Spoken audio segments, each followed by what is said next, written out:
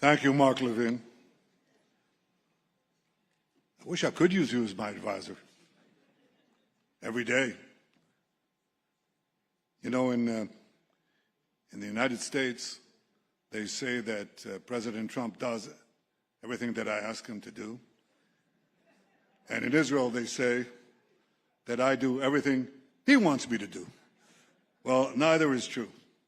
We're leaders of independent and proud countries. We stand for our interests. I stand for the interests of Israel and for its security. And often we see eye to eye, sometimes we don't. But we respect each other's sovereignty and leadership and commitment to our people. Last year, standing on the stage, I saw some of you. I can't see any of you right now. But I saw some dear friends who are here. Richard, thank you. We also have the Serbian president of Bosnia-Herzegovina. Thank you. Thank you, madam. We'll have an opportunity to talk tomorrow. There are so many dear friends here, and I mean that. So last year, standing on this stage, I spoke about decisions, difficult decisions, historic decisions, decisions that many at the time, Mark, many of those running against me, said that I shouldn't have taken at the time. They told me not to enter Rafah.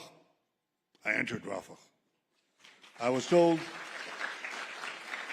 not to strike Hezbollah. We struck Hezbollah. They told me not to confront Iran. We confronted Iran. And today I want to begin with a simple question. What have we achieved? Because these same people, and whatever, their cronies in the press, are trying to diminish our achievements. In fact, they're trying to erase them completely. So what is it that we achieved? Here's what we achieved. We prevented Iran from carrying out a plan to annihilate us, and today they would have had a nuclear weapon, an atomic bomb to do so. We prevented that from happening. We removed an existential danger. And had we not acted in Operation Rising Line and then in Operation Roaring Line, Iran would have had atomic bombs, and let me tell you something, they would have used them. That's what we prevented. Together with our American friends, the American Air Force, the American military, we carried out the largest airstrike in our history. We destroyed Iran's nuclear infrastructure. We knocked out 20 of their top nuclear scientists, 12 in Rising Line, another 8 in Roaring Line. And when you take out the scientists, it's very hard to make a nuclear weapon. Exceedingly hard. We decapitated the leadership of the terror regime. We shattered their missile industry. We knocked out their Navy. We knocked out their Air Force. We attacked their military industries.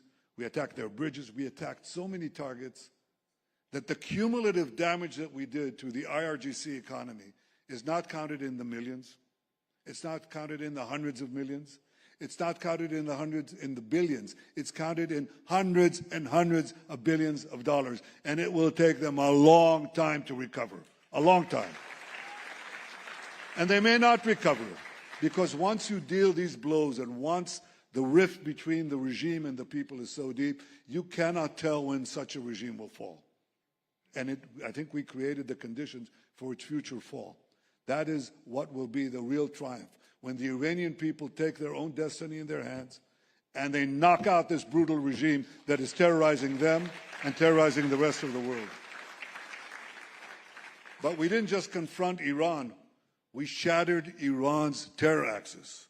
We took out Sinwar, we took out Hania, we took out Def, we took out tens of thousands of terrorists. And despite those who said it couldn't be done, we brought back to Israel every single hostage, every last one of them. That too, some of my critics, they don't want to be reminded of this, but they said, stop before Rafah. Make a deal. Let's get the terrorists, let's get our hostages out. We don't have to enter Rafah. We don't have to take the Philadelphia corridor. We don't have to take on Hezbollah. And for God's sake, we shouldn't take on Iran. But we didn't listen to them, and we did it. And we got them back because we put our brave soldiers, our incomparably heroic soldiers, right into their stronghold in Gaza. And they capitulated. We brought back every last hostage. And it's an achievement that I think the entire people of Israel and the entire people of the free world should be proud of. We brought them back.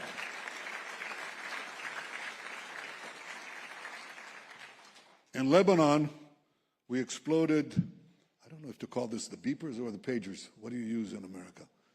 Beepers. We exploded the beepers. We took out Nasrallah. We decimated Hezbollah's military machine. We prevented the Ridwan force from invading the Galilee.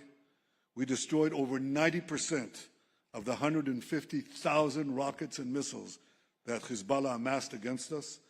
We established a security zone in Gaza. We established a security zone in Syria. We established a security zone in Lebanon, and we shall keep it as long as is necessary to protect our people.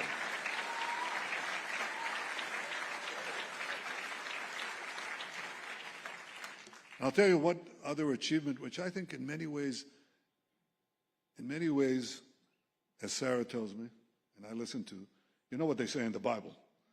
Everything, Sarah said to Abraham, you know, and what God said, he said, everything that Sarah says, you should listen to her. Well, I'm not Abraham, but I listen to my Sarah. I think the greatest achievement we have made is to break through the barrier of fear. For years, people told us, you cannot attack the soil of Iran. Yes, you can do Mossad operations, and we did, quite a few. I authorized many. But you cannot send our military to Iran. But we changed that. We sent our brave pilots over the skies of Iran, and they took out targets, regime targets, terror targets,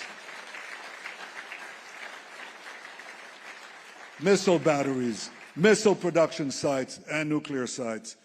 We changed Israel's security doctrine.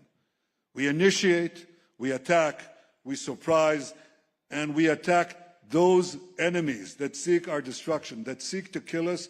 We attack them before they have a chance to do so. If you know Hebrew, akam leorgecha, hashkem leorgo. Kill them first.